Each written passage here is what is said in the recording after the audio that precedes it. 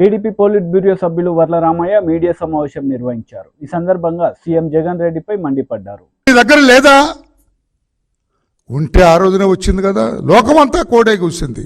ఆ రోజున మీ గౌరవ పిన్నెల్లి రామకృష్ణారెడ్డి గారు మంది మార్పడంతో ఆ బూత్లోకి వెళ్ళటం, ఆ బూత్లో ఉన్న పీఓస్ అధికారులందరూ కూడా లేచి నిలబడి ఆయన్ని స్వాగతించటం నమస్కారాలతోటి, ఈయన సరాసరి అక్కడికి వెళ్ళటం, దాన్ని బద్దలు కొట్టడం, అవన్నీ కూడా వీవీప్యాట్స్ అన్నీ బయటపడటం.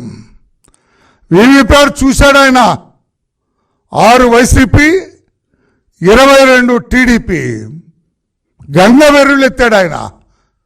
ఈ బూత్లోనే ఈ రకంగా టీడీపీకి ఇంత మెజార్టీ ఉంటే నా బతుకు అవుట్, నేను ఓడిపోతున్నానని ఏదో అసలే కోతి కళ్ళు తాగింది, నిప్పు తొక్కింది, ఇంకెట్లా ఉంటుంది ఆ కోతి పరిస్థితి?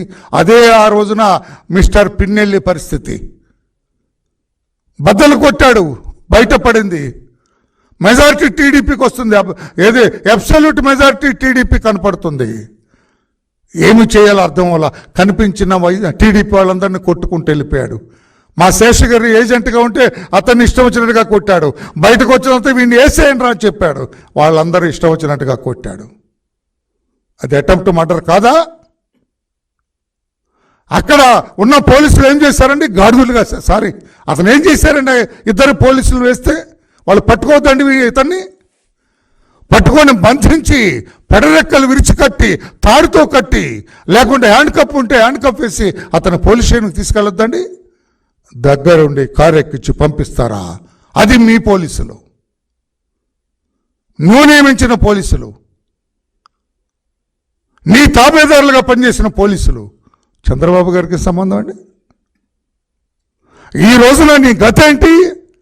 పరారిలో ఉన్న పోలీస్ అంటే తడుపుకుంటున్నావు నువ్వు. నీ పేరు చెబితే పోలీసులు కూడా ఆ రోజు తడుపుకున్నారు. ఇప్పుడు పోలీసుల పేరు చెబితే నువ్వు నీ తమ్ముడు తడుపుకోవట్లా? ఇంకా మీరు నోటికి వచ్చినట్టు మాట్లాడతారా? నేను అడుగుతున్నా సజ్జల రామకృష్ణారెడ్డి గారిని, ఇంకా నువ్వు ప్రెస్ పెట్టి మాట్లాడే ధైర్యం ఉందా నీకు? వాళ్ళ నాయకుడు అంట వెళ్ళేటప్పుడు అంట 144 వస్తాయిలే అన్నా అని ఈయనకు చెప్పాడంట. ఏంటి 144 వచ్చేది?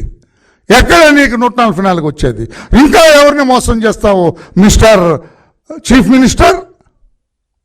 ఇంకా ఎవరిని మోసం చేస్తావు అంటే జారిపోతున్నారు అందరు కూడా. కొన్ని చోట్ల తమ్ముడు నవ్వుతున్నావు, కొన్ని చోట్ల ఏజెంట్గా ఉండటానికి రావటం లేదు కౌంటింగ్కి, తెలుసా మీకు? అది నేను చెబుతాను. ఆ విలేజ్ కూడా, ఆ విలేజ్లో నేను ఆ సెంటర్లో నేను కౌంటింగ్ ఏజెంట్గా వెళ్ళను. ఎందుకు ఈ పరిస్థితి మీకు ఎందుకు వచ్చింది?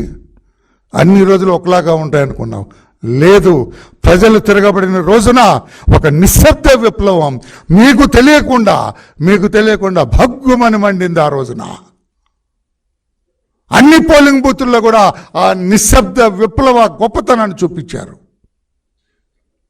నేను ఆ బటన్ నొక్కా, నేను ఈ బటన్ నొక్కా అన్నది ఏమీ లేదండి.